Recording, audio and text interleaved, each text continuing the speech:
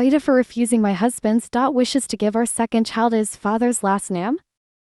Names changed for privacy. For reference, we have been married for 5 years. When we married, I took my husband's last name, and this was something I had always planned to do and wasn't even a question. My husband's last name is and has always been his mother's maiden name. Our first child was born, and it wasn't even a discussion their last name would be our last name, his mother's maiden name. We are now pregnant with our second child. My husband has informed me, not discussed as he said it would not be a discussion, that this child would be given his father's last name. He originally mentioned it could be hyphenated mother's last name, father's last name. I told him absolutely not. I simply refused to have a different last name than my children. This also stems from my childhood. I had a different last name than my mother and siblings, and it was something that always bothered me. Maybe it's silly, but it's important to me. This is also something my husband was fully aware of before we got married. During a conversation, I had mentioned that if we got married, had children, and later divorced, I would keep my last name the same as the children.